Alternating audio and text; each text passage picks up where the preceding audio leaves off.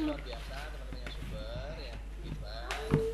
Ini saya akan menyampaikan materi terkait dengan menyiapkan pendidikan di era revolusi industri 4.0. Biasanya sudah sering, saya yakin teman-teman mendengarkan apa itu revolusi industri 4.0. Saya tidak akan membahas itu. Yang akan saya sampaikan di sini adalah apa sih yang sebenarnya akan terjadi atau yang sudah terjadi atau yang sedang terjadi. Jadi ini bukan hal yang baru. Ya, contoh yang paling sederhana adalah kemarin saya baru lihat ada animasi di beberapa teman ngeposting ya, handphone kita ini sekarang sudah menggantikan banyak sekali peralatan-peralatan yang dulu kita punya. Ya. Saya nggak kebayang masih ada teman-teman guru atau kita atau keluarga kita yang alarmnya pakai jam waker. Udah nggak ada. Jam wakernya udah diganti dengan smartphone. Apalagi namanya kalender. Makanya itu karena sekolahan bagi aja kita tempel di rumah ya, tempel di kelas. Tapi kita sendiri kayaknya udah nggak ngelihat karena kalender sudah kita lihat di smartphone. Sama note, saya sudah jarang saya bawa tulisan, bawa kertas karena buku saya suka hilang. Dan note-nya smartphone. Jadi poinnya adalah banyak sekali pekerjaan-pekerjaan peralatan-peralatan yang sudah terintegrasi dengan smartphone. Apalagi yang jualan bakso, jualan bakso itu sekarang nggak punya kalkulator mereka, ya ngitungnya pakai smartphone. Jadi semakin banyak kerjaan peralatan yang bisa diintegrasikan dengan smartphone, akhirnya peralatan itu tidak diproduksikan. Berkurang, akhirnya semakin hilang. Terus kemana mereka yang dulu bikin peralatan? Itu baru satu jenis smartphone yang bisa menyelesaikan banyak masalah, apalagi dengan alat-alat teknologi yang lebih canggih. Poinnya adalah dalam 5 tahun ke depan akan ada sekitar 5 juta pekerjaan yang hilang. Ya. Tetapi di lain pihak ada juga pekerjaan-pekerjaan baru yang dulu belum nggak ada, yang belum ada, tapi sekarang jadi ramai. Yang paling banyak kita tahu kan Gojek ya, yang CEO-nya jadi menteri kita. Itu dulu tukang Gojek yang lewat di depan itu kalau ditanya pernah nggak mereka dulu waktu SMA cita-citanya jadi Gojek? Ada, karena dulu belum ada. Sama nanti anak-anak kita, 60% dari anak-anak yang sekarang di SD, pada saat mereka nanti lulus mencari kerjaan, sekarang ini pekerjaannya belum ada. Nah, terus kita mengajarkan apa? Nah, materi itu kita akan diskusikan nanti, monggo silakan teman-teman kalau ada apa yang sampai di sana. Mungkin bisa kita bahas bersama. Saya dengan senang hati untuk boleh. Nah, nggak usah khawatir ya, nggak usah khawatir dengan perubahan atau disruption yang luar biasa di dunia teknologi atau di bidang teknologi. Karena secara tapi rencananya Nabi Yusuf itu anu yang disukai oleh temannya Nabi Yusuf, saudara yang disukai juga oleh ayahnya. Jadi kasih pura-pura karun kok bisa Pak? Nah, anak kita punya oleh Nabi Yusuf. Aset yang luar biasa, aset penduduk ya. Baru masuk kemudian di aset usia produktif ya. Kemudian juga aset sektor ekonomi yang luas, beberapa saat termasuk juga 80% middle income family.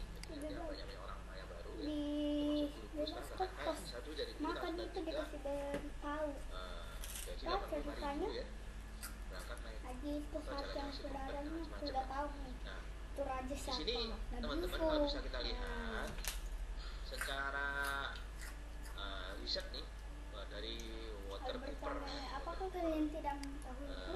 survei ya, Yusuf survei mereka dalam kepala kan? berani ya berani mempublikasikan bahwa Indonesia menjadi negara 5 terbesar di dunia.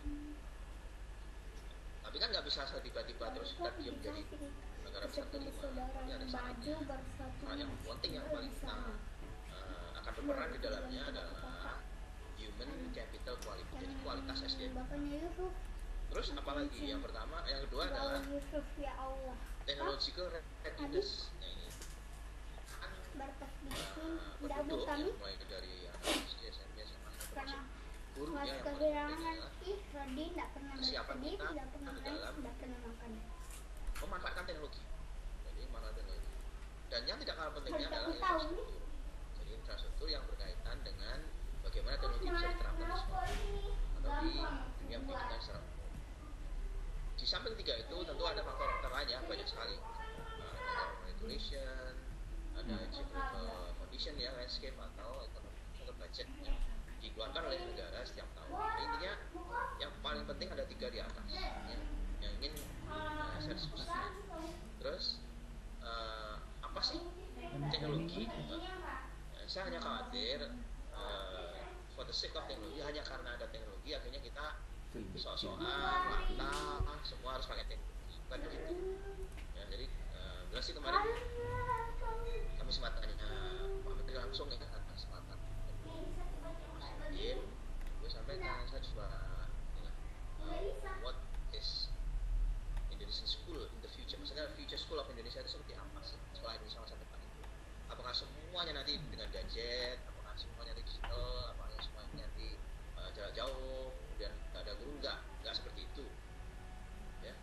Ini bahkan di Bill Gates pun juga pernah sampaikan bahwa teknologi is just a tool, the getting the kids working together and motivating them is the most important. Jadi intinya secanggih teknologi di luar ya, disiapkan oleh banyak vendor, oleh pemerintah pusat, negara ya, pakar menyiapkan teknologi secanggih apapun, ujung-ujungnya adalah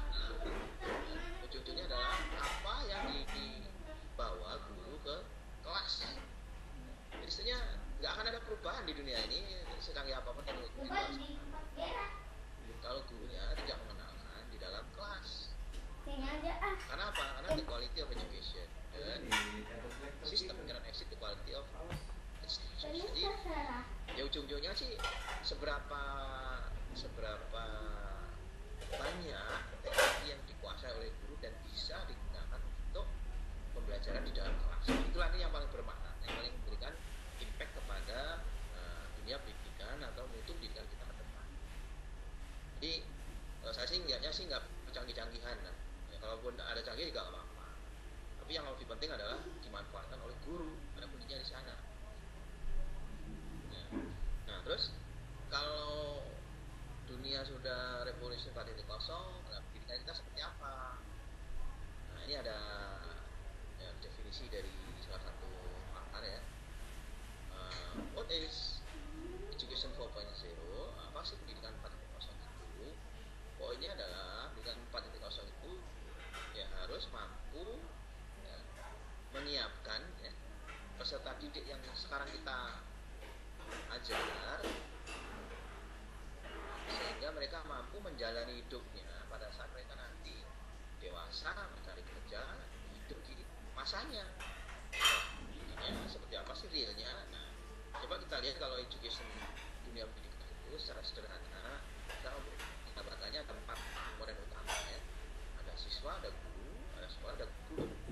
Tentu ada sarana prasarana, ada penilaian, ada pendanaan, ada edukasi, terlalu banyak. Coba saya akan bahas yang 4 ini aja dulu yang paling pokok. Yang pertama adalah dari siswa kita itu siapa? Pemerintah sudah mencanangkan bahwa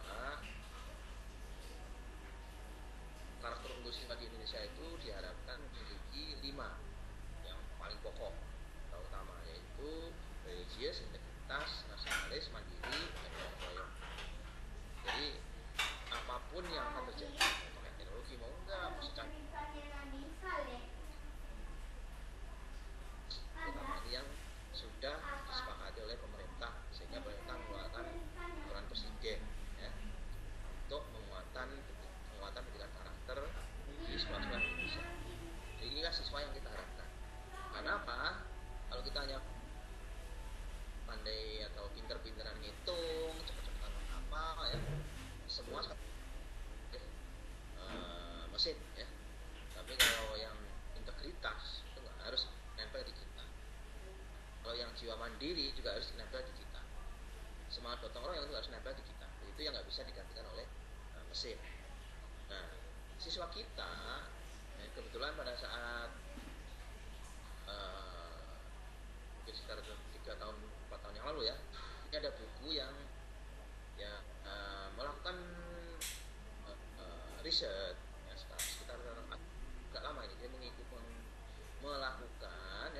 survei, interview, sampai mengikuti perkembangan anak-anak ya,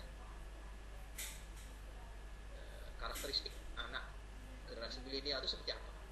Ini judulnya Growing Up Digital. Teman-teman bisa baca sendiri, ini ada sekitar 450 halaman lah ya. Ini setahun baru selesai kalau sehari baru satu lembar ya. Poinnya ada 8 ya, 8 karakteristik next generation ya. Siapa sih next generation? Ya bahasa sederhana itu next generation itu anak yang lahir sudah ada internet. Jadi begitu dia lahir sudah makan pulsa. Ya, makan pulsa karena dia begitu lahir bapaknya foto, udah di share ke grup MGMP lah, grup PKG lah, ya teman-teman di kampung lah, di kantor lah. Ya. Akhirnya yang lain pada download ya udah makan pulsa semua. Ada yang narsis di videoin ya, bahkan video sampai lama gitu kan udah diupload di Facebook, semua pada nonton, semua makan pulsa. Jadi inilah next generation. Nah, next generation itu punya 8 karakteristik yang memang ya genetiknya nempel, ya, maksudnya nggak kayak kita. Yang mereka itu selalu ingin ada space of freedom. Jadi maksudnya mereka selalu ada kesempatan untuk di kebebasan. Kebebasan itu bukan berarti jingkrak-jingkrak alam lain, enggak. Tapi kebebasan untuk mengekspresikan mengekspresikan pendapat, ini harus diberi tempat. Kemudian customization, scrutiny, integrity, collaboration, entertainment, speed, nah maunya cepat ya. Dan yang paling terakhir adalah innovation. Apa sih ini poin-poinnya? Contoh yang paling sederhana, biasanya ini kan anak-anak sekarang itu ini selalu ada yang baru, sehingga mereka sangat ingin membuat sesuatu, menampilkan sesuatu, atau mungkin hanya menonton atau menikmati sesuatu yang baru. Sehingga aplikasi-aplikasi yang sifatnya mereka bisa posting sesuatu seketika bisa dilihat dan bisa di-share ke banyak orang, itu akan ramai ya. Facebook, TikTok, Instagram selalu sana karena selalu ada yang baru, bahkan tiap detik ada yang baru ya. Bahkan setengah detik, bahkan dalam 1 detik ada 5 yang prosesnya baru, sangat cepat sekali dan selalu baru. Nah, kenapa mereka tertarik dengan Facebook, Instagram, dan sebagainya, lebih sangat-sangat tertarik ya, karena selalu ada yang baru. Sekolah nggak ada, sekolah nggak ada yang matiin ya kan, buletin itu lama nulisnya, sebulan juga belum itu bisa diposting. Nah, harapannya teman-teman ya, kita semua lah guru sekolah akomodir karena mereka lah yang sedang kita hadapi, nggak bisa kita ikuti pola-pola lama. Nah, bagaimana di sekolah itu madingnya bukan mading yang ditutup kaca, udah ditempelin kasih staples gitu, bukan, tapi yang jadi bisa diupdate anytime. Jadi kalau punya screen ya, kalau paling nggak ada share grup sekolahan. Nah, ini untuk siswanya. Jadi poinnya adalah kita harus menyikapi anak-anak generasi milenial yang memiliki karakter yang berbeda sesuai dengan tuntutan ya, seperti apa mereka menginginkan. Lanjut. Nah, dari gurunya ini ada data hasil seleksi duta rumah belajar sekaligus saya sama teman-teman tahun 2019 kemarin, pesertanya ada 28.000 ya, yang ikut seleksi di level pertama. Level pertama ini, jadi ini ada 4 level nih teman-teman.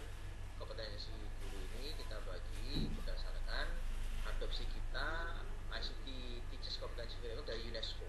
Nah, yang pertama adalah literasi TIK, yang kedua pendalaman pengetahuan, kreasi pengetahuan, dan berbagi pengetahuan. Jadi intinya kalau pertama itu mengenal teknologi, yang kedua mampu memilih teknologi yang tepat untuk pembelajaran mereka. Baru yang ketiga itu sudah membuat konten sendiri. Yang lolos level 1 kemarin ada 13.000 dari 28.000, sekitar 46%.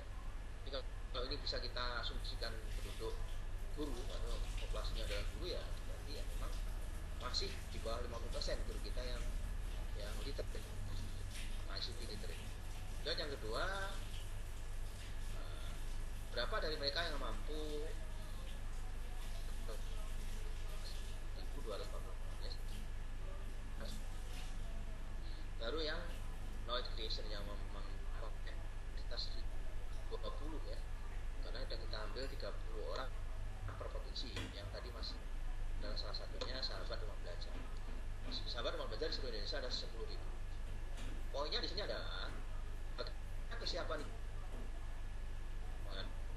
industri 4.0 ini ya masih kita masih harus berjuang keras ya, karena baru 46% yang literate, yang mampu kan ya sekitar 16-18%. Jadi kita harus berjuang lebih keras lagi. Maka saya senang sekali nih teman-teman Sadar Gigi pada hadir dan menjalankan kegiatan Sadar Gigi yang sudah 114 ya. Ini berarti sekitar biasa ini udah bertahun. Apakah kita tidak sih Pak? Ini sudah ya. 2007 itu sudah disebutkan. Jadi guru kompetensi pedagoginya itu, guru kan harus mempunyai profesional, sosial, sama personal. Pedagogi, guru itu harusnya sudah mampu memanfaatkan TIK secara profesional. Guru itu harus mampu menggunakan TIK untuk berkomunikasi, mengembangkan diri. Ini sebenarnya bukan hal baru, kita sudah menyiapkan tahun 2007. Ya, saya kan nggak pernah dites ya gurunya, juga pernah disiapkan dengan baik, sehingga dianggap angin lewat aja. Lanjut, di tahun 2013 kemarin kurikulum berubah, maka standar proses juga dirubah atau direvisi. Ada Permendikbud 22 tahun 2016 di SKL dan SID-nya itu sudah disebut prinsip pembelajaran yang digunakan di K13 adalah memanfaatkan TIK untuk meningkatkan efektivitas pembelajaran. Nah, di dalam menyusun rencana pembelajaran kita juga harus sebenarnya memperhatikan salah satu prinsip yang penting, yaitu penerapan TIK secara terintegrasi, sistematis, dan efektif. Tentu disesuaikan dengan kondisi sekolah masing-masing ya. Jadi poinnya adalah kita sudah menyiapkan hal ini lama, 2007, 2016, tapi kita baru ribut sekarang. Ternyata guru kita juga ternyata masih banyak yang belum siap. Karena apa? Karena memang 4% guru kita itu generasi yang nggak milenial, kolonial ya, atau banyak kolonial makanya jatuh sekali ya. Termasuk saya, mungkin kalau saya mengajar saya udah ketinggalan ya. Ini dari segi gurunya. Lanjut, dari segi kurikulumnya kita menyiapkan di K13 itu. Jadi kalau tadi ditanya terus kalau nanti anak kita itu di tahun 2045 mencari kerjaan, mereka nggak ada kerjaannya sekarang, skill apa yang harus kita siapkan? Dan 4 skill ini yang paling penting kan? Yaitu yang collaboration, yang pertama ada critical thinking ya, kemudian collaboration, creativity, dan communication. 4 skill center inilah yang terus kita pastikan kita tanamkan ya di setiap mapel yang kita ajarkan. Supaya apa? Supaya anak-anak kita nanti siap pada saat menghadapi hidup di zaman. Terus di kelas kita juga sudah membiasakan bahwa siswa itu harus dikenal belajar yang bervariasi, mulai dari yang paling sederhana sampai yang paling kompleks menggunakan teknologi. Jadi soalnya ada sejak 2013 kita sudah mengantisipasi. Nah lanjut, ini ada mapel baru yang kemarin sudah dikeluarkan Permenna, meskipun baru 1.800 sekolah yang mengajarkan mapel ini. Kita sudah ada perbaikan kurikulum ya, yang TIK-nya mengenalkan perangkat mouse, yang PC, CPU ya dan sebagainya, yang keyboard, yang karena sekarang sudah dengan 5 hal yang harus kamu dalam mapel informatika, mulai dari teknik komputer, jaringan, data, dampak sosial. Anak-anak guru-guru ya atau orang-orang bentuk teman-teman ini bagus ya, gampang karena apa? Diajarkan bagaimana dampak sosial dari informatika atau informasi yang kian cepat ya. Nah tadi ada siswa, ada guru, ada kurikulum, dan yang keempat adalah sekolah. Dan bagaimana teknologi diintegrasikan dalam sekolah? Lanjut, ini ada 4 yang skema integrasi TIK di sekolah itu, mulai dari input, output, outcome. Kita sudah semua. Kalau ditanya apakah sekolah kita sudah mengintegrasikan teknologi, siap dengan evolusi 4.0, kita terintegrasi komplit perfect ya enggak. Tapi paling tidak ya di dalam PPDB itu sudah bisa menggunakan online. Banyak sekolah sudah. Di dalam prosesnya juga sudah ada pembelajaran kayak rumah belajar, kelas, edukasi, bahkan macam-macam Di dalam outputnya ada ujian nasional berbasis komputer UNBK teman-teman. Kita sudah pakai teknologi cloud.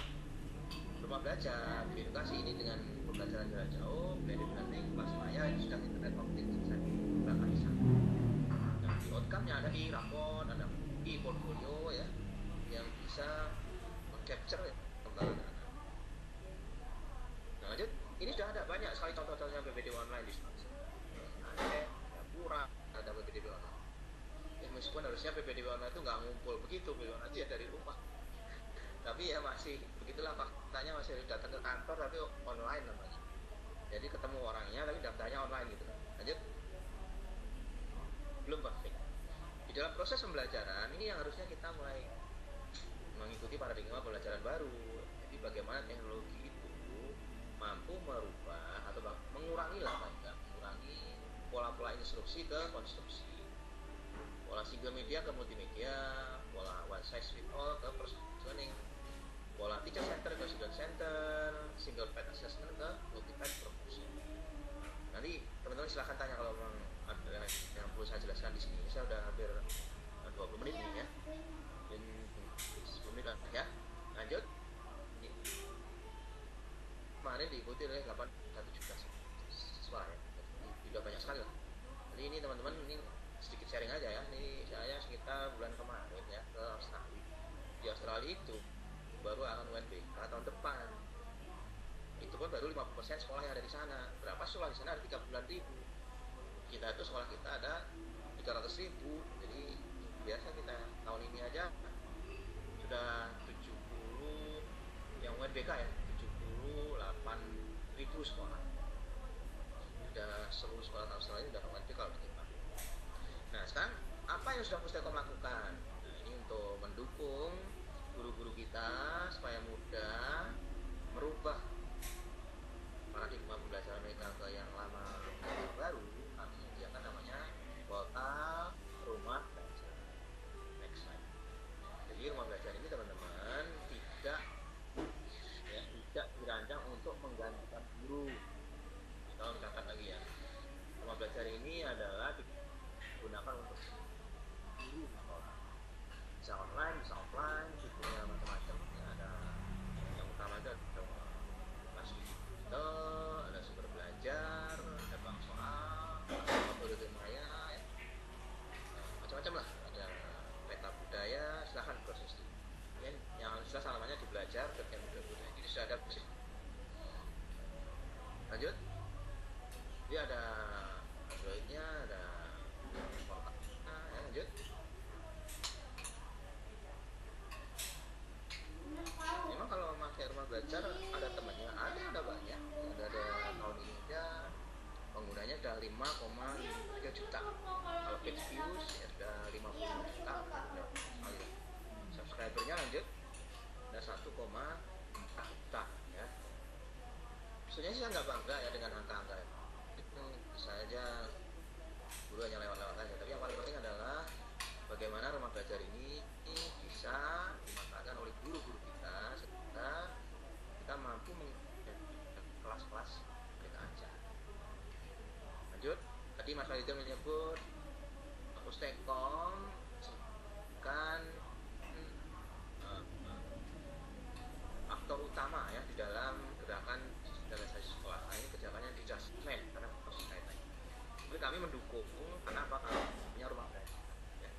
Jadi yang tab yang kemarin dibagikan atau diberikan ya, bukan diberikan, tapi bisa dimanfaatkan sih sekolah. Karena tabnya di sekolah itu sebanyak 1,7 juta tahun. Nah, harapannya orang pasti nanya kalau dipakai gimana? Pak, nanti kalau dipakai untuk yang nonton yang lain gimana? Nah, kalau kita masih nanya terus berpikir negatif ya nggak akan ada teknik sekolah, nggak akan ada anak-anak tahu tentang teknik itu yang kayak apa. Jadi nggak maju-maju negara nanti, kita masih ribut urusan perlu apa enggak. Negara lain sudah buang-buang tek, kita masih ribut mau beli apa enggak. Tapi akhirnya Pak Menteri memutuskan program digitalisasi harus jalan. Kalau enggak kita apalagi yang akan kasih tab ke anak-anak kita terutama kan itu ceritanya namanya dewa turun dari langit bagi-bagi tab itu nggak ada ya, kita harus bagi supaya mereka tahu rumah belajar juga sudah digunakan oleh SDK untuk PKP. Nah, ini teman-teman sudah ikut ya. Peningkatan kompetensi pelajaran. Ada rumah belajar, silahkan dicek sana. Meskipun LMS yang digunakan berbeda dengan LMS kelas maya kami siap. Nah, yang hampir terakhir lanjut. Jadi poinnya teman-teman, rumah belajar ini sudah resmi ya, melalui surat edaran Pak Menteri kepada Gubernur, Bupati, Wali Kota yang seluruh Indonesia. Tolong manfaatkan dan aktivasi untuk isi kontennya. Ini yang paling penting. Nah, lanjut.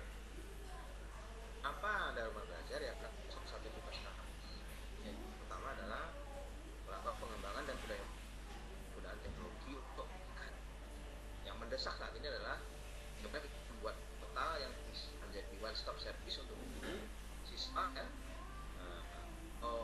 pihak-pihak terkait di bidang pendidikan mampu menggunakan teknologi komprehensif ya untuk belajar. Yang dibutuhkan sekarang adalah pertama konten, karena guru kita belum bisa bikin konten. Bikin konten ya, kalau kita ajar.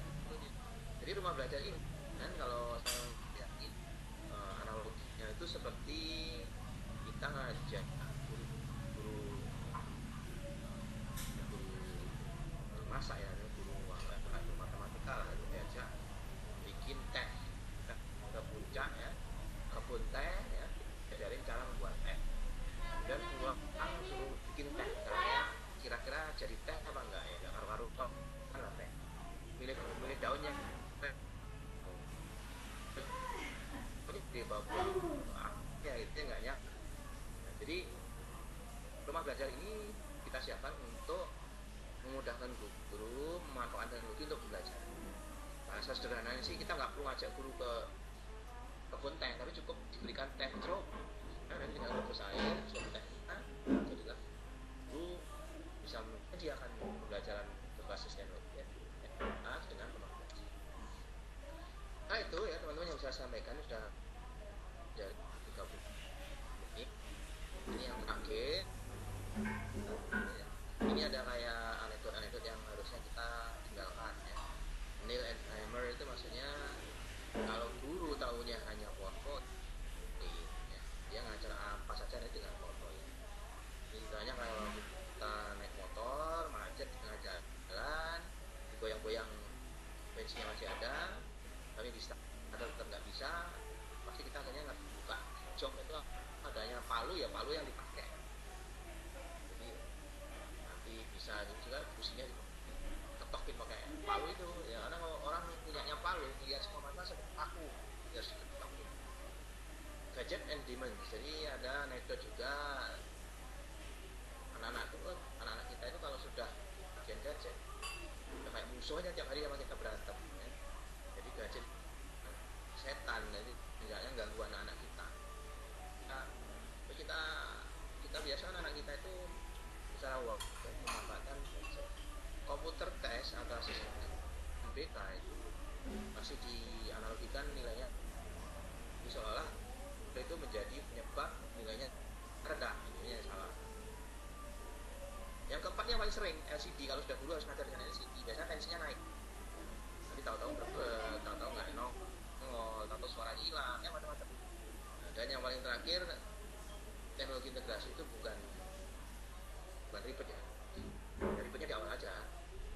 Tapi kenapa sih guru jarang atau malas atau tidak manfaat teknologi ya, karena mereka nggak mau ribet.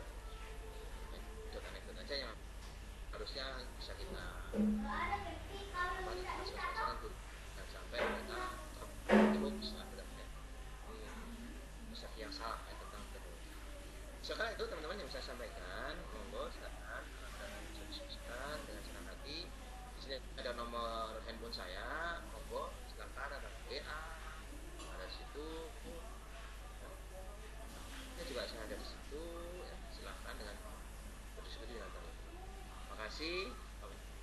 Waktu kami kembalikan ke Mufid ya.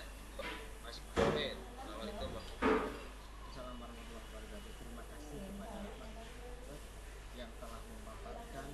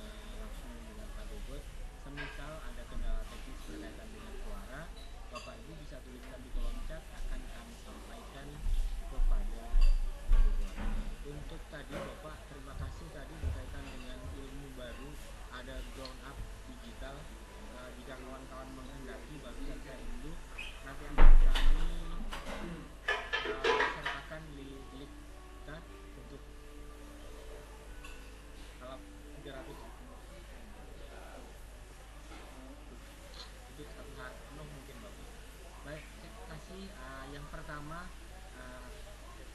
nah, saya mulai dari yang ujung timur, Bu Chandra Sri Bayanti dari Bapak. Silakan Bu Chandra, bisa izin langsung kepada Bapak Bogor, Kepala Stekon. Silakan Bu Chandra dari Pak.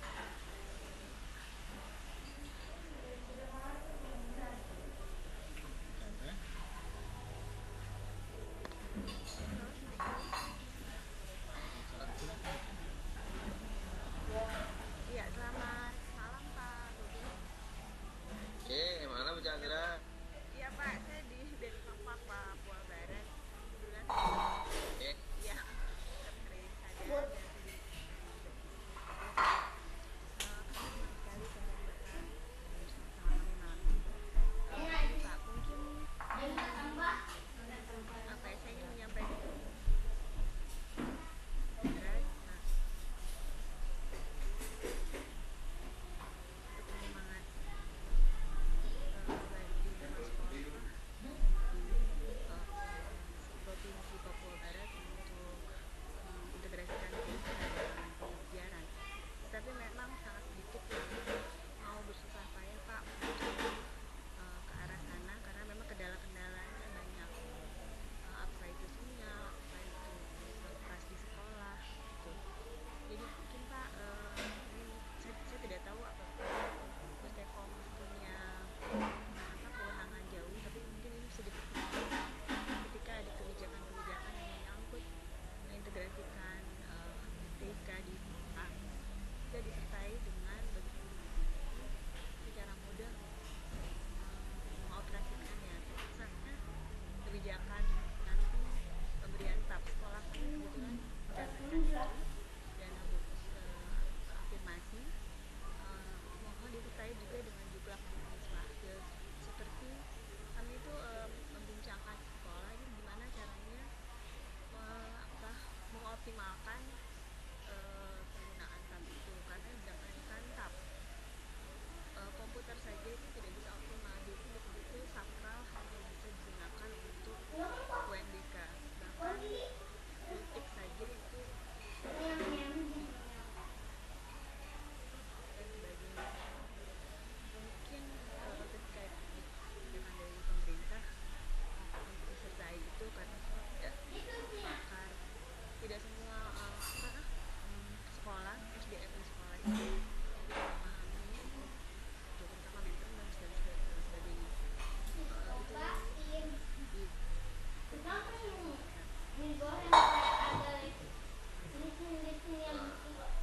Langsung dijawab Pak. Tunggu yang lain.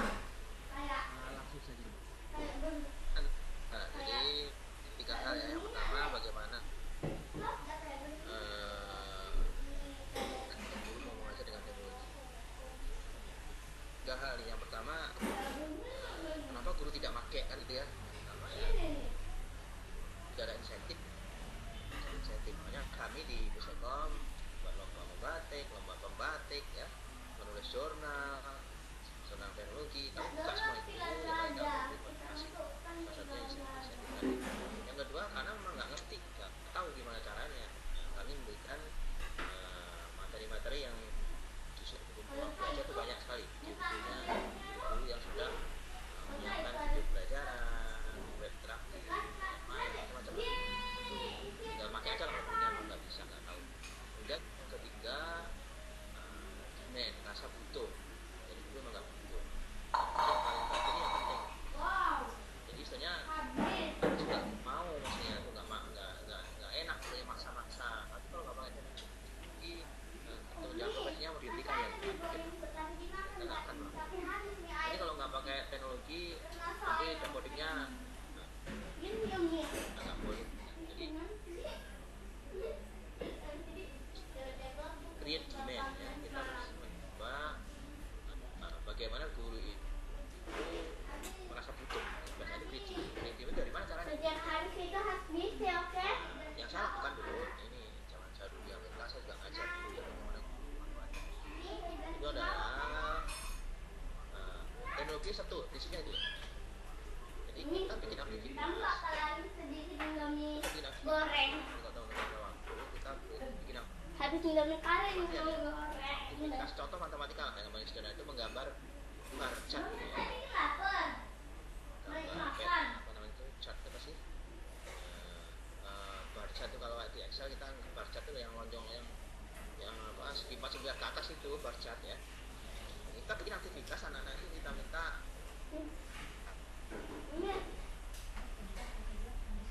baru kalau manual itu akan kesulitan, mereka harus butuh teknologi. Nah artinya teknologi jadi poinnya adalah kita harus bikin demand. Jadi guru itu mau ada kebutuhan ya, contoh mengoreksi bikin soal bang soal dengan bang soal nanti koreksi dikoreksi secara sistem.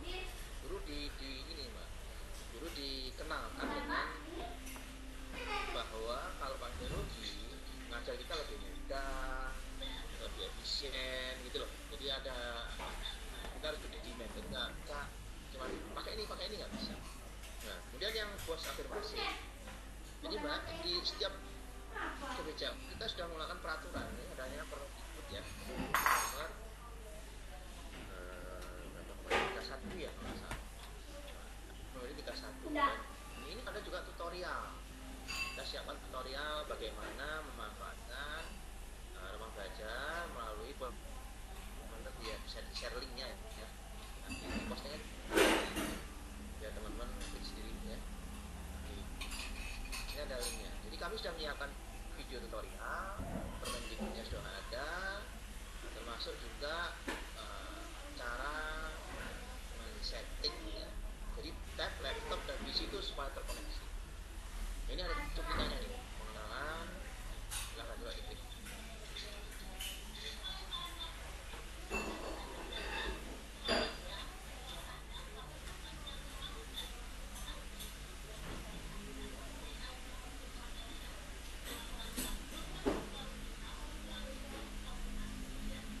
Jadi ini Bu Chandra ya, tolong dibagikan nanti ke teman-teman. Nah, kami sudah membuat video tutorial dan ini sudah ada di YouTube, ada di linknya webnya rumah belajar.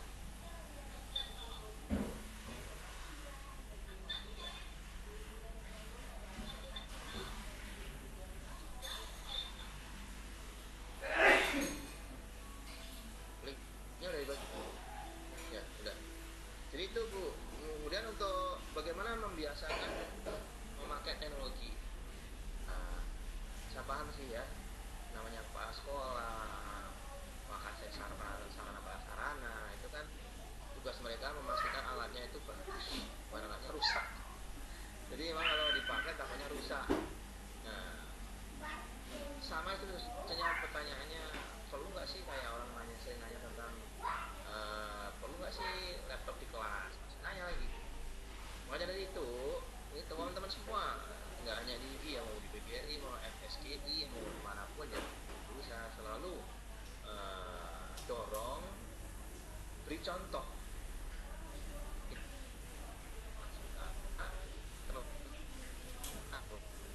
Dengan itu lebih mudah, ya, lebih efisien, ya, anak-anak lebih paham, ya, dan juga lebih interaktif, lebih menarik gitu loh.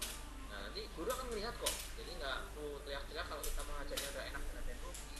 Kalau kita mengajar teknologi kemudian keluar dari kelas kita komplain, waduh mana sih powerpointnya mati, suaranya nggak keluar, anak-anak jadi nah kalau kita komplain tiap hari, ya guru yang lain ngapain kan pernah pakai teknologi.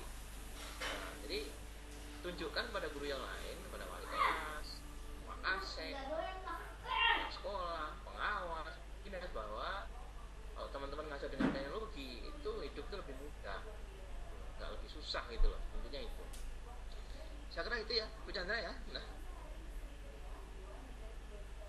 Baik, terima kasih Pak atas arahannya. Jadi ada 3 kelompok ini.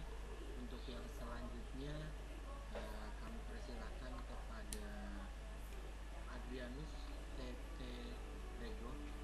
Silakan Pak Adrianus. Ya, terima kasih Pak. Kenalkan diri. Suara saya. Ya jelas Pak, silakan. Selamat malam Bapak Kepala Stekom. Maaf Pak. Bisa dengar suara saya Pak? Bisa Pak, jelas. Terima kasih. Ada 2 pertanyaan Pak. Yang pertama tadi saya mengikuti pembagian gadget tablet kepada para murid siswa coba nggak diuraikan lebih lanjut apakah mulai dari SD, SMP kemudian SMA. Apakah memang program kementerian ini membagikan gadget kepada tablet kepada para siswa-siswa di sekolah ini memang program menyeluruh untuk sekolah di Indonesia baik SD, SMP atau SMA. Yang pertama Pak. Yang kedua, iya, minta maaf. Kami guru bahasa Inggris dari SMA Negeri 5 Model Palu dengan nama Adrianus Sutarego. Baru ini sedikit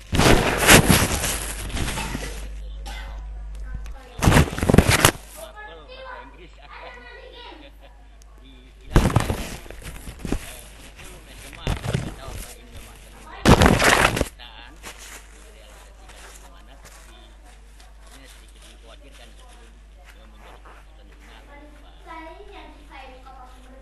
Mudah-mudahan tidak, tapi kalau mungkin Bapak bisa menginformasikan bagaimana kalau isu ini sebenarnya, saya sangat berterima kasih. Demikian Pak. Terima kasih Pak Janus. Langsung Pak Mufid. Silakan Bapak. Oke, masih Mas. Jadi ada dua ya. Yang pertama, bagaimana skema pemberian bantuan pos afirmasi dan kinerja. Ada dua ya. Pos afirmasi itu diberikan kepada sekolah-sekolah yang termasuk kategori sekolah 3T, terdepan, terluar, terpencil. Ya, jadi intinya sekolah-sekolah yang sudah ada daftarnya di Kementerian Bappenas, ada 122 kabupaten ya yang terdaftar di sana.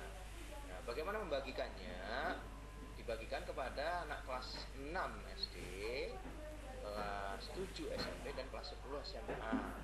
Sekolah penerimanya nanti diprioritaskan untuk digunakan oleh anak-anak SD-nya kelas 6 karena angka itu yang kita pakai untuk memberikan bantuannya. SMP-nya kelas 7, SMA-nya kelas 10. Dan jika tahun depan nanti tetap berjalan, nanti SD-nya turun kelas 5, SMP-nya naik kelas 8, SMA-nya naik kelas 11. Jadi begitu terus Pak Adrianus. Nah, apa sih syaratnya untuk menerima? Yang tadi, yang pertama afirmasi itu untuk menggelar TKT. Ada sebenarnya skema yang lain adalah pos kinerja. Jadi sekolah-sekolah yang nilai UN-nya 2 tahun berturut-turut naik nanti masuk kategori sekolah yang menerima pos kinerja. Paket pemberian bantuannya sama, tadi sudah ada di videonya dan teman-teman bisa membaca lebih detail. Bahasa Inggris. Nah, misalnya saya sudah punya hak untuk menjawab, tapi sampai saat ini saya belum dengar apa-apa. Mungkin kalau memang itu akan diputuskan, beliau akan mengumumkan dan pasti akan nanya ke guru, nggak mungkin beliau tahu-tahu menghapus gitu ya. Saya nggak yakin itu akan dilakukan. Nggak usah Pak Janus ya. Terima kasih. Bapak, untuk yang selanjutnya akan berkesempatan kepada Ibu Mil Maya. Silakan Bapak. Ibu Mil Maya.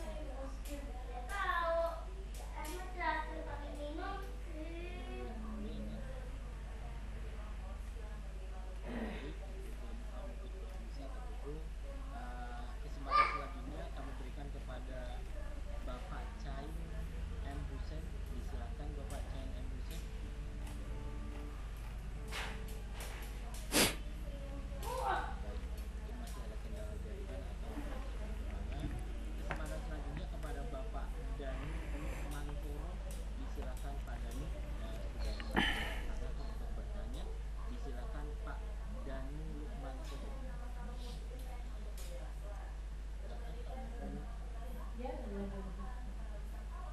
Dengar suara saya Pak? Silakan Pak. Iya. Caranya bagaimana Pak? Saya bingung. Ini Bapak tinggal bicara saja Pak. Bapak Danu sudah terdengar suaranya oleh kami. Silakan Bapak. Ini Pak, mengingat ini memang Perkenalan dulu Pak. Halo, Perkenalan dulu Bapak. Pak Danu dari mana? saya Danul Mantoro Pak. Saya kepala sekolah SMK Mahasiswa 2 Waru Sidoarjo. Yang ingin saya tanyakan, yang pertama,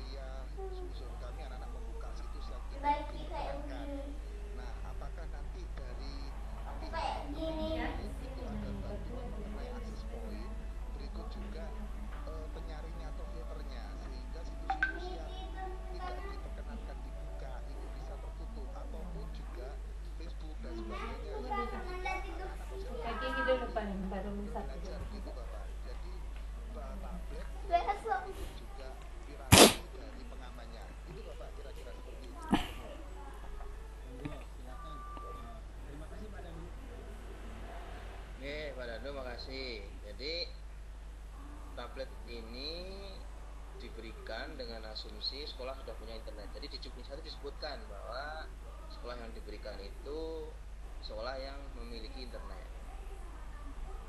Kok bisa Pak? Ya karena sekolah itu mestinya menerima pos reguler.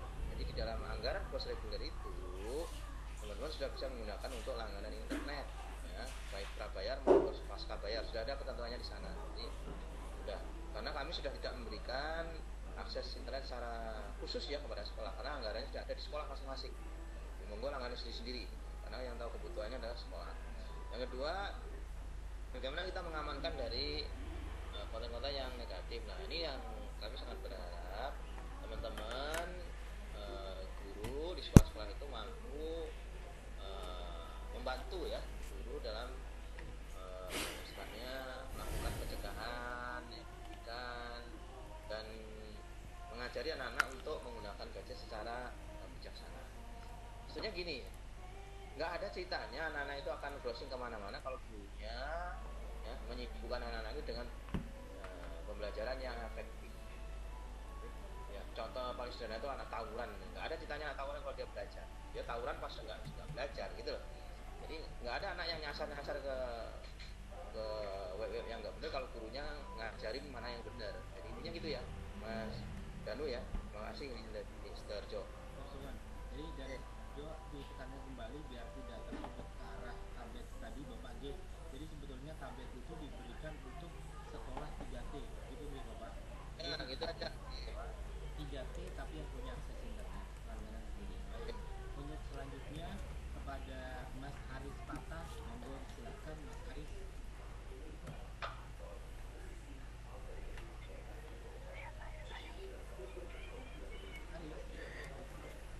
Ya, halo. Baik, silakan perkenalkan dulu. Iya, perkenalkan saya Arif Hatta dari Panamblas Utara, Selatan, Pak Bogor. Ya. Kebetulan saya juga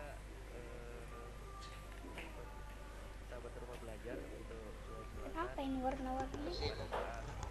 Pada saat sosialisasi rumah belajar, ternyata di lapangan saya beberapa kali mengarahkan teman-teman guru di beberapa titik untuk mengakses mata budaya dan sumber belajar lainnya yang ada di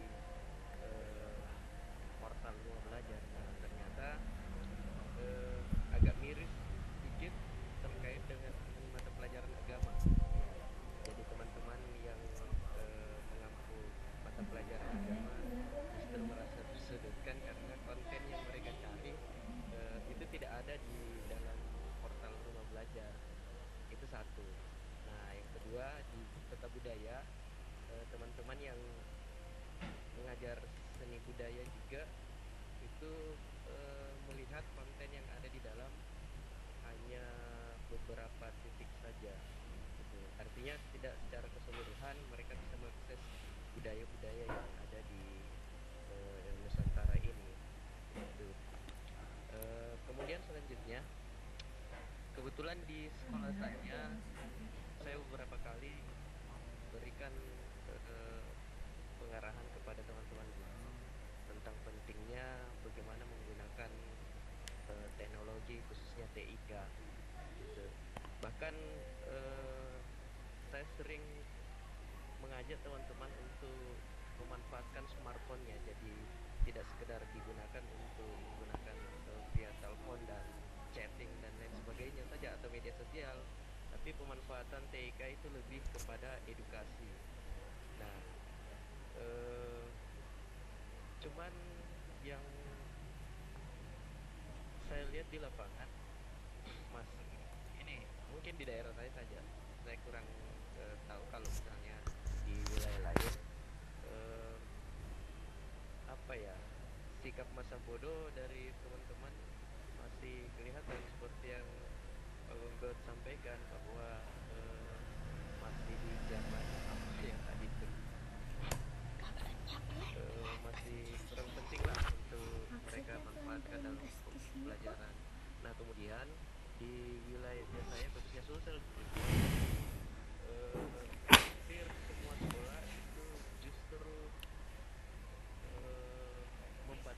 peserta didiknya untuk menggunakan handphone pas pembelajaran mengajar. Justru di tata tertib yang dikeluarkan oleh pihak sekolah itu ada larangan yang berbunyi bahwa siswa dilarang membawa handphone ke sekolah. Nah, ini yang jadi pokok permasalahan juga ketika beberapa kali saya pergi sosialisasi rumah belajar ke sekolah-sekolah. Nah, ingin praktek langsung untuk membuka portalnya, jadi justru alat yang akan kita gunakan handphone itu tidak ada karena alasan tata tertib itu dilarang menggunakan sekolah. Jadi saya hanya sebar brosur ke teman-teman kemudian menjelaskan secara PowerPoint. Dan saya kira itu saja untuk pertanyaan dari pribadi saya.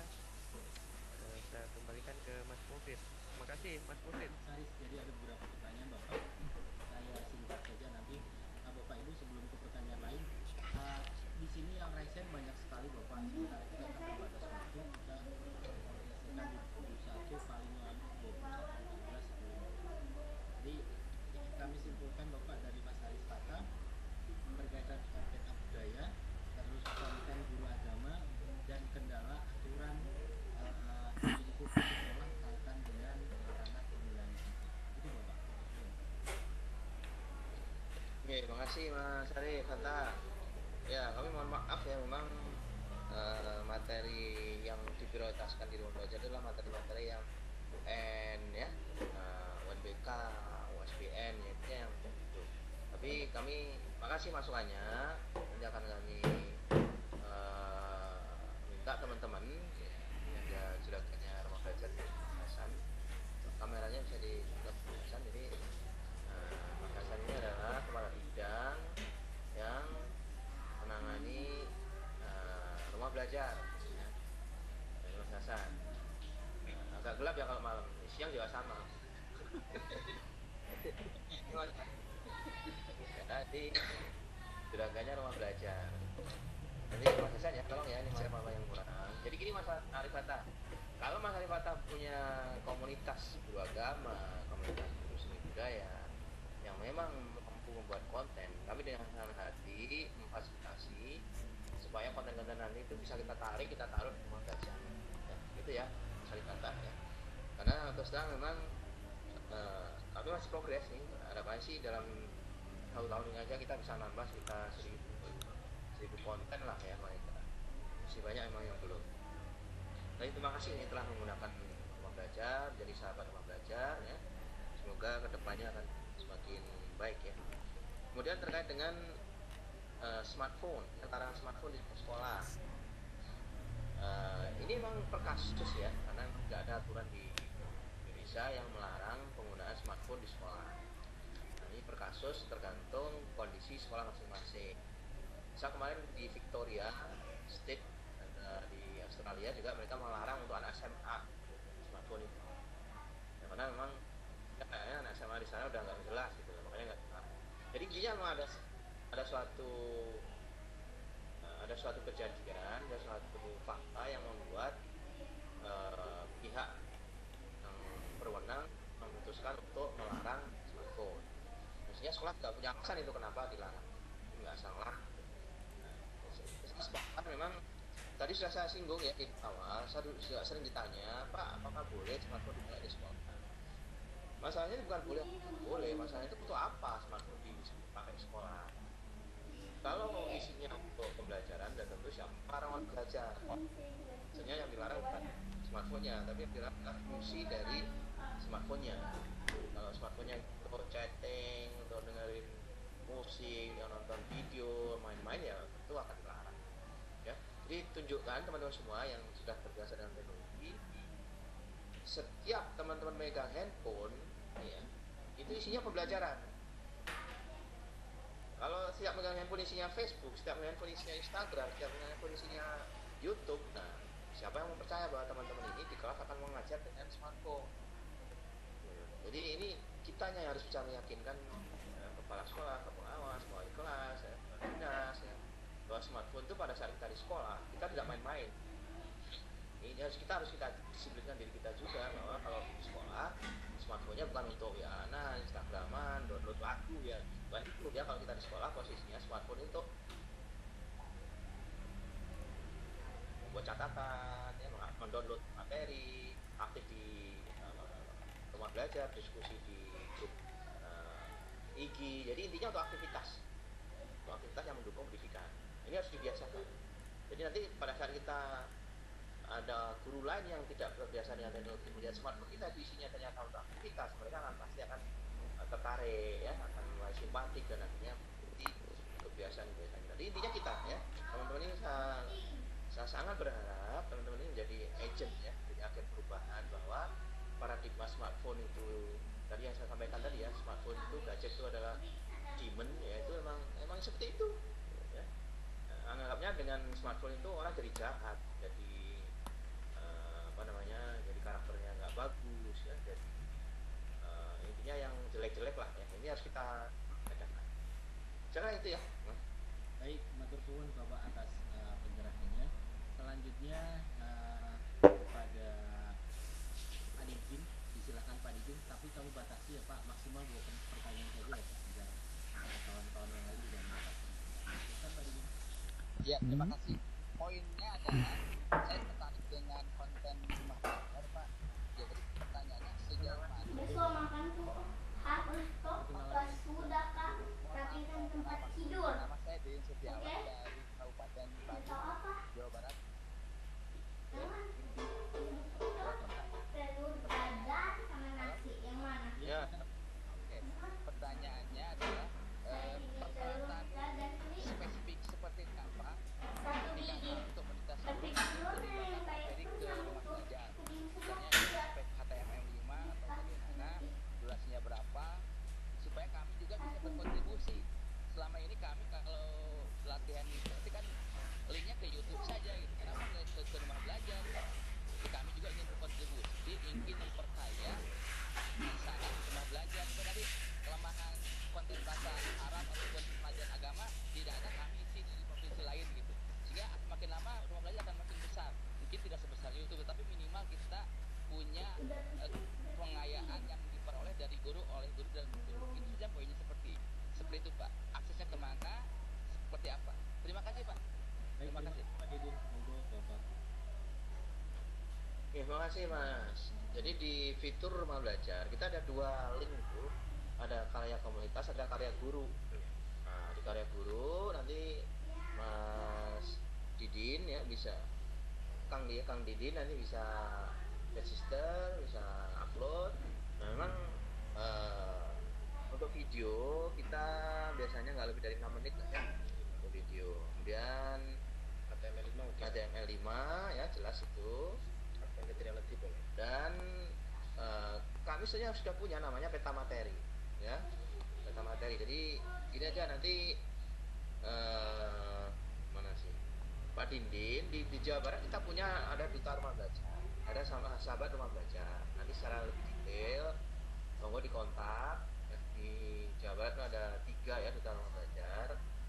Nanti akan kami share, ya, nanti siapa duta, ya, nanti kita share Pak duta rumah belajarnya untuk komunikasi lebih detail bagaimana mengupload karya guru, ada di situ. Nanti fiturnya sudah disiapkan. Nah, nanti kami punya peta materi apa yang belum ada, gitu kan. Nanti dipilih materi itu, KD-nya apa, kemudian akan mengisi materi apa, bisa video, bisa web interaktif, bisa audio, bisa lab maya maupun bahan-bahan lain lah yang di luar itu, ya.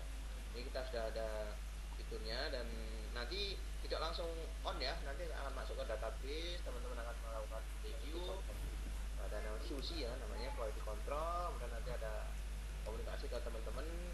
Memang kita tidak ini ya, tidak kayak teman-teman posting langsung on, kita seperti itu. Nanti ada mekanisme yang harus kita lakukan, quality controlnya, memastikan tidak ada kesalahan-kesalahan yang fatal di dalam konten pembelajaran. Tapi intinya terima kasih, ya, Mas Yudin, kami sudah menyediakan fiturnya dan memang harapannya persis seperti yang Pak Didin sampaikan tadi, bahwa kita akan kaya dari partisipasi guru, dan inilah yang kita harapkan nanti guru-guru bisa bertukar karena kan kami kenapa di rumah belajar dulu kita bikin ya memang salah satunya adalah belum adanya media yang bisa diakses untuk berbagi ya, bagi dari guru oleh guru dan untuk guru. Nah harapannya rumah belajar lah nanti akan menjadi tempat yang tadi nah, begitu Kang Didi ya. Baik, terima kasih Bapak atas sarannya. Selanjutnya yang dari tadi sudah antri, Ibu Jayati Zakaria, disilakan Ibu. Saya tulis Zakaria, perkenalan dulu, maksimum 2 pertanyaan. Silakan Ibu Jayati Zakaria. Terima kasih Pak. Nama saya Zaryati dari SMKN 1 Kelapa Pak, dari Bangka Belitung. Oke. Iya. Saya sebagai kepala sekolah Pak. Oke. Nah, sebelumnya saya mau mengucapkan terima kasih karena saya mendapat bantuan apa itu ya, proses pembelajaran TIK untuk sekolah garis depan. Oke. Oh iya. Iya, saya dapat 4 laptop kalau nggak salah ya. Oke. Kemudian dapat 1 proyektor dan 1 hard disk. Ya, external hard disk ya. Iya. Yang ingin saya tanyakan, nanti kalau kita mendapatkan bantuan ini kan kita dikatakan sebagai sekolah garis depan. Itu bagaimana Pak? Tuh. Kemudian yang kedua yang ingin saya tanyakan, bisakah rumah belajar ini mengatasi salah satu masalah di sekolah saya adalah saya kekurangan guru. Salah satunya adalah guru kimia. Nah, apakah bisa gitu rumah belajar ini ketika kita nggak punya guru, kemudian anak-anak kita fokuskan dengan rumah belajar ini untuk tempat belajar mereka langsung dengan guru kimia yang ada di rumah belajar. Gimana Pak? Mungkin itu pertanyaan dari saya. Pak. Baik, terima kasih Ibu. Terima kasih Bu Jayati. Jayati ya. Selamat nih telah Apa? dan semoga Gatel burungku. bermanfaat. Settingan. Harapannya Settingan Kak kalau gatel burung. harapannya memang pemberian bantuan ini Yang ini. salah satunya jangan sampai sekolah-sekolah Settingan. Cuci. kepulauan Settingan yang apa? jauh depan Settingan. kepulauan itu sampai tertinggal Harus. informasi dari sekolah perkotaan. Nah, satu-satunya cara adalah diberikan akses yang sama. Jadi rumah belajar kontennya mau diakses dari Papua, mau dari Papua, mau dari Cina juga sama. Jadi intinya nanti akan standarnya sama. Nah harapannya itu Bu nanti bisa di set up dengan eksternal hadis itu tanpa koneksi pun konten-konten yang ada di rumah belajar bisa dioptimalkan pemanfaatannya di sekolah. Jadi tidak ada internet pun kalau settingnya itu dengan eksternal hadis ada routernya maksudnya Bu ya, ada routernya ya itu untuk berbagi dan dari situ nanti bisa offline juga bisa memanfaatkan ruang belajar. Jadi di setting Bu ya, di setting dipastikan on. Nah nanti ada tutorialnya yang tadi di video sudah sama settingnya. Jadi silahkan nanti nonton tadi yang video sudah ditontonkan, sudah bisa download ibu nanti. Kemudian rumah belajar untuk mengatasi kekurangan guru. Kami belum sampai ke sana Bu mikirnya ya. Jadi kami belum sampai ke sana. Nah, karena harapannya sekolah itu masih bisa terpenuhi kebutuhan. Jadi ini lebih ke pendukung ya, suplemen untuk penguatan di sekolah.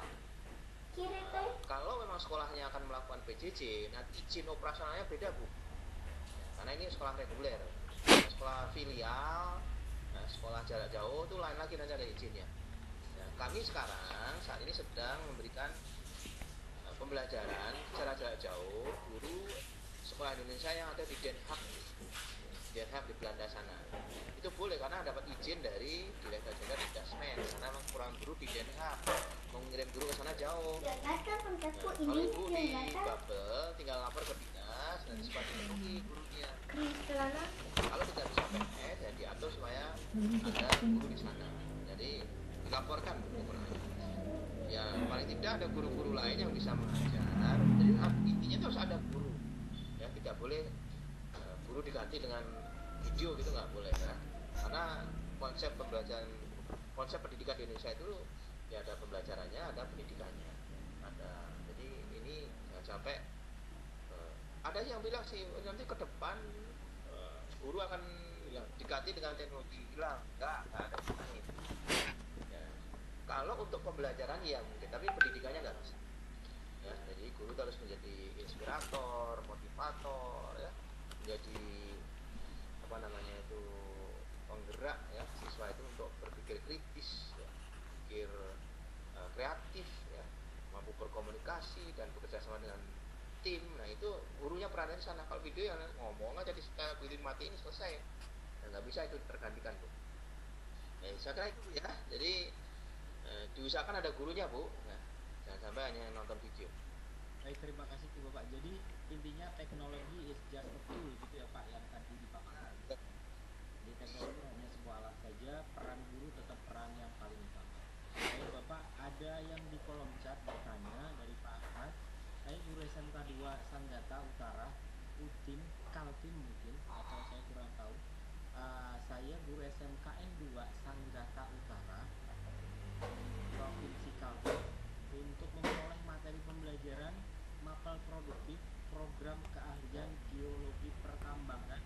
Itu gimana Bapak? Apakah rumah belajar sudah mengakomodir hal tersebut?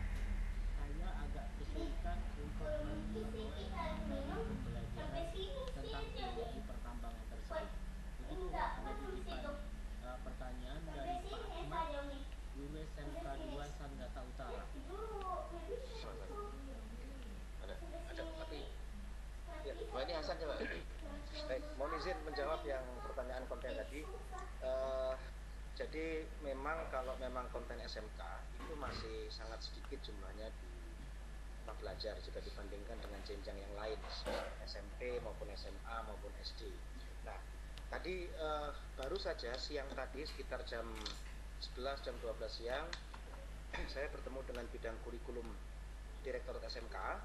Mereka memiliki konten sekitar 11 ribuan konten video yang untuk guru-guru produktif. Nah, ini minggu depan rencana 11.000 konten ini akan kami integrasikan dengan portal rumah belajar, tapi tentunya kita review dulu karena terkait dengan sizing, karena video biasanya besar sekali. Di situ durasinya diinformasikan ada yang 1 jam, ada yang setengah jam. Mungkin nanti kita sesuaikan dengan format yang ada. Intinya insya Allah nanti per Desember akhir konten-konten produktif dari SMK itu mungkin akan bertambah sekitar ribuan lah di portal rumah belajar. Nah, tinggal kita pikirkan secara teknis bagaimana ini mengintegrasikan, dan insya Allah akan dilakukan dalam waktu singkat. Itu aja, makasih. Baik, terima kasih Pak Hasan atas jawabannya. Nambah sedikit karena ini terkait agak mirip. Jadi ada satu pertanyaan lagi kaitan dengan untuk konten siswa SLB Pak. Dan pertanyaan juga bagaimana dengan siswa saya mengajar di SLB Pak. Jadi mungkin sedikit mirip. Jadi untuk ini satu yang kita ingin sampaikan, untuk SLB tunanetra tipe sekolah SLB tunanetra, kami mengembangkan namanya audiobook ya. Jadi semua buku teks K13 SD, SMP, SMA itu sudah ada audiobooknya. Nah, ini kami dengan senang hati kalau memang itu tunanetra itu bisa dimanfaatkan untuk mengganti textbook yang braille, jadi bisa audio. Kami sudah merancang namanya UNBA ya. Kalau UNBK kan ujian nasional berbasis komputer. Kami sudah merancang namanya UNBA, ujian nasional berbasis audio. Jadi soalnya nggak boleh dibacakan oleh guru untuk bagi anak tunanetra, soalnya sudah ada direkam di dalam perangkat yang sudah disiapkan nanti. Ya. Kami sedang diskusi dengan teman-teman pendidikan khusus ya, ini supaya bisa diadopsi dan bisa dimanfaatkan. Baik, terima kasih Bapak. Ini tambahan dari Bu Rasmiati Ati mungkin sudah bisa terjawab kaitan dengan konten SMK pertanian. Berarti jawabannya tadi sudah disampaikan Pak Hasan, kurang lebih ada 11.000 konten SMK yang bisa diintegrasikan dengan rumah belajar. Begitu nih Pak Hasan. Ini dalam proses ya Mas. Insya Allah baru kita dapatkan. Dan sedikit menambah dari Pak Kapus tadi, yang konten-konten sifatnya audio itu sudah kita upload di rumah belajar. Tapi mungkin jenjangnya tidak masuk di jenjang SLB. Itu bisa dicari di jenjang PAUD atau jenjang SD. Di situ ada konten-konten yang sifatnya audio cerita anak, yang audio base itu mungkin bisa juga dimanfaatkan secara linear bersamaan dengan saudara-saudara kita yang di di jenjang SLB. Terima kasih. Baik, matur nuwun. Lanjut, tadi sudah di fitur chat, kami ada yang ingin juga langsung bertanya langsung. Silakan kepada Bapak Usman Rifai, disilakan untuk bertanya langsung pada Pak Kapus, monggo. Usman. Ya, terima kasih.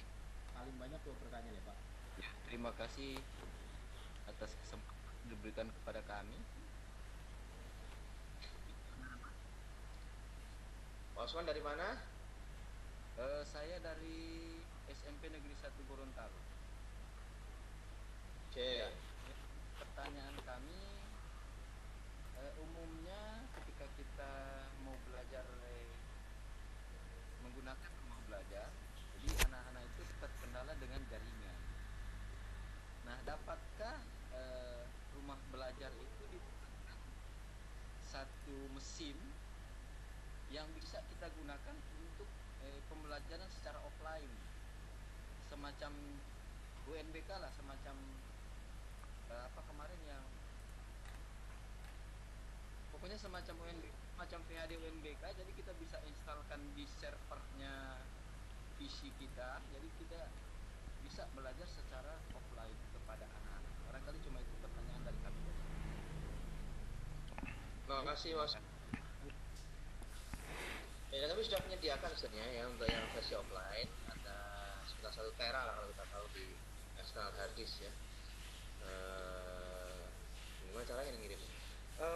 Sedikit menambahkan Pak Kapus. Jadi yang rumah belajar versi offline ini teman-teman dari Pustekom juga sudah develop sama seperti persis tadi yang di request sama Pak Usman Rifai. Cara dapatkannya gimana kan gitu kan pertanyaannya.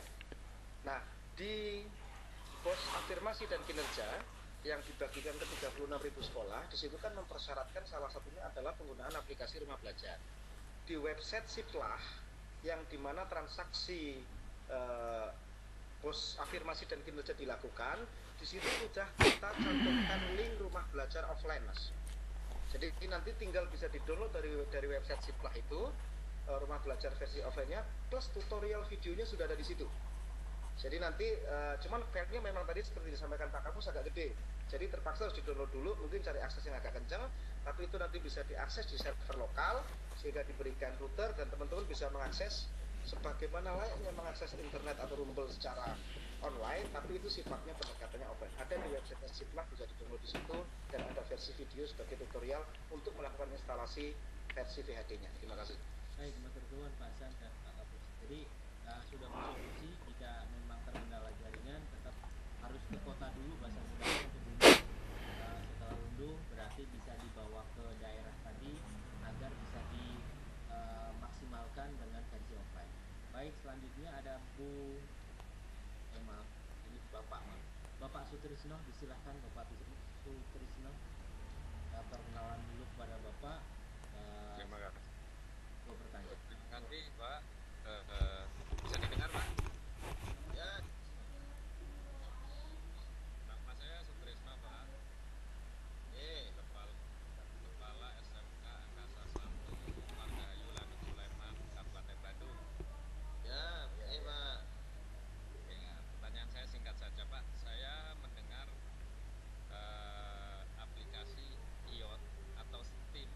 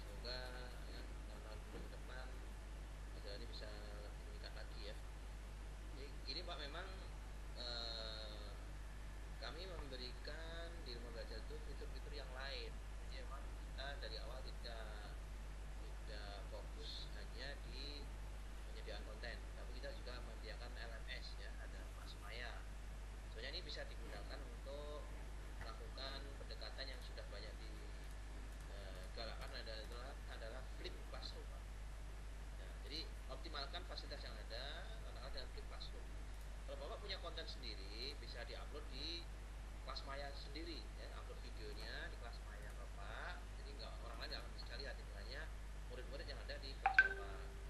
Kemudian nanti tugasnya ditaruh di situ, muridnya ngupload di situ, Bapak bikin bank soalnya juga di situ ya, bikin bank soal, siswa kerjaan. Jadi intinya anak-anak tetap bisa belajar teknologi, tapi tidak harus menunggu konten. Jadi Bapak bisa bikin konten sendiri, upload di kelasnya Bapak nunggu. Kemudian konten itu bisa dikirim, ada soalnya bisa di situ, diskusi bisa di situ, di kelas maya tetap jalan. Jadi Bapak Ibu nggak usah terus karena nggak ada kontennya saya nggak jadi pakai, bukan begitu. Ada fitur lain yang bisa di mungkin ada di lab mayanya ya, mungkin ada di audionya ya, monggo silahkan. Tapi dengan senang hati Pak, nanti kami tunggu ya, apa sih yang bisa diupload. Ada 4 Pak, ada video, ada audio, web interaktif maupun laboratorium maya ya, itu yang banyak digunakan. Kemudian kemarin kan waktu di sahabat mau belajar di level 3 kan sudah diajarin bagaimana membuat konten buat video pembelajaran ya. Nah, sudah diajarkan, durasinya sekitar 5 menit ya. Kemudian bikin storyline, skripnya, kemudian nanti jadi intinya video itu tidak lepas. Video itu sudah disiapkan sedemikian rupa sehingga orang yang nonton itu dengan mudah untuk mencerna ya apa yang disampaikan di dalam video itu. Memang ada standar kontennya Pak yang sudah kita siapkan. Sebentar lagi akan kita launching lah ya, Mas. Kami sudah merancang Pak ini standar konten. Kalau kontennya video seperti apa, web interaktif seperti apa, audio seperti apa, lab maya seperti apa. Kita punya ada kontennya. Kalau game seperti apa. Ini yang sedang kita finalkan ya. Semoga dalam waktu dekat bisa kita posting di web, di rumah belajar ya, sehingga teman-teman bisa dengan mudah untuk mengikuti dan membuat konten dan bisa berkontribusi di rumah belajar. Sekali lagi terima kasih Pak Zulzaini dan telah menjadi sahabat rumah belajar, dan sahabat ini nggak ada putusnya Pak ya. Nanti Bapak tetap menjadi sahabat rumah belajar dan nanti setiap saat akan kita kontak untuk kita ajak kerjasama ya, tetap untuk melakukan sosialisasi terhadap rumah belajar. Baik, kelihatannya kita skip saja nih Pak, tapi sebetulnya di room ini tergabung tadi sudah sampai dengan 200, hampir 40, 230-an orang Pak, Sanel dari Sabang sampai Merauke Pak sebetulnya. Nah, ini yang antri, chat saya sampai bingung sendiri. Semoga bisa terfasilitasi mau dapat bertanya ke Bapak Kapolres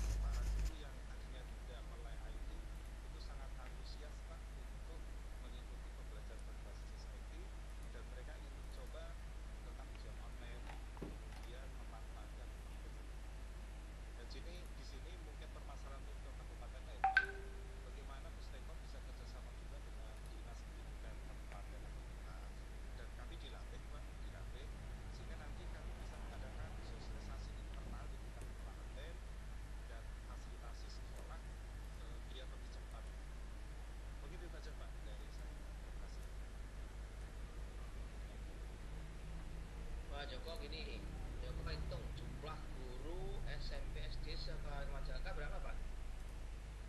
Itu 8.000 Pak yang PNS. 8.000 ya. Nah, Bapak mau menyelesaikan latihnya berapa tahun ini semua? Itu dulu kita target itu 3 tahun Pak. Wah lamaan Pak, belum kelewat. Begini Pak, nih belum pensiun nanti enggak. Ini mohon Pak, dihitung mungkin 2020 kita selesaikan Pak semuanya. Ya, nanti kan ini tinggal kita hitung caranya seperti apa strateginya. Jadi modelnya kita pendekatannya ke MGMP dan PKG, KKG sorry, MGMP dan KKG. Tapi saya kalau prioritas ke SMP dulu Pak, karena nanti SMP bisa ngajarin SD. Jadi ya sahabat rumah belajar Pak dan duta rumah belajar untuk Jawa Tengah, kami bisa mengerahkan 20 orang langsung Pak dari dalam waktu seminggu. Bapak pecah ke beberapa sekolah ya, katakanlah satu kelas untuk 20, 10 udah 200 Pak. Itu 200 katakanlah seminggu. Nah, nanti bisa mau diatur apa namanya minggu bulan depannya lagi gitu kan. Bulan depan ini 400, bulan depan lagi 200, dan 10 hari udah 2.000 Pak. 10 kali.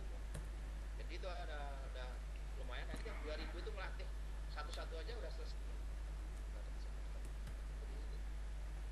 Jadi bisa Pak nanti kita hitung ya, kita hitung. Kami sudah melatih di Aceh Besar, itu semua guru di satu kabupaten kita latih.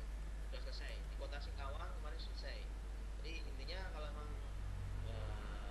niat Pak, kami juga siap untuk menurunkan beberapa orang itu kan untuk menyelesaikan 8 itu. Terima kasih sekali Pak. Karena saya juga kepikiran ini narasumbernya dari mana. Oke, nanti kami yang ngedrop Pak narasumbernya. Terima kasih sekali Pak. Sekarang ini ya.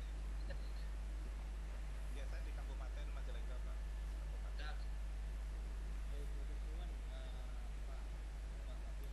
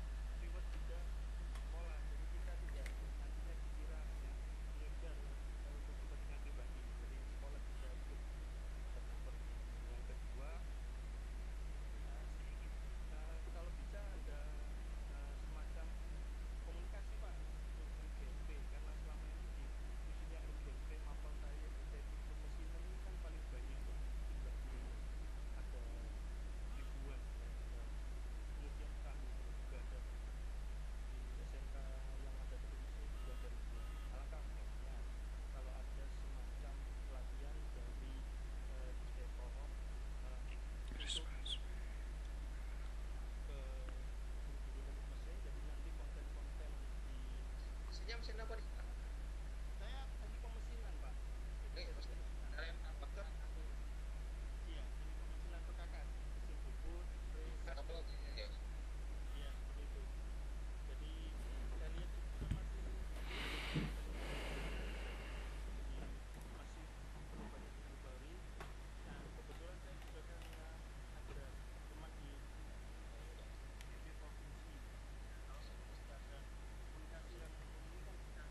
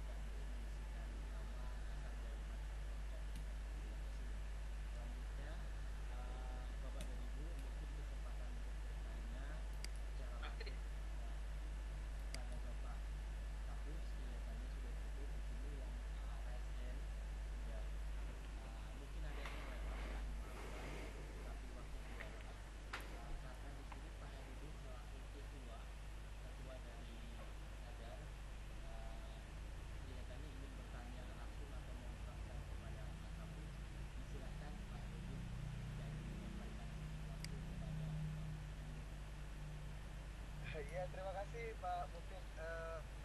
Saya juga masih dalam perjalanan, tapi alhamdulillah saya simak terus. Atensi teman-teman juga luar biasa Bapak. Dan saya apresiasi sekali Bapak, ternyata masih di kantor jam segini untuk bertahan karena sadar. Itu alhamdulillah sekali. Terima kasih banyak Pak. Ya, saya pikir Pusteko memang sebuah lembaga yang sangat terbuka untuk diberikan masukan. Saya pernah beberapa kali ngejatri Bapak, kemudian Bapak ucapkan terima kasih atas masukannya. Ya, kalau bicara konten, perkembangan teknologi itu kan selalu harus terbenahi kontennya, dan pasti saya pikir Pustekom akan berpikir ke arah sana.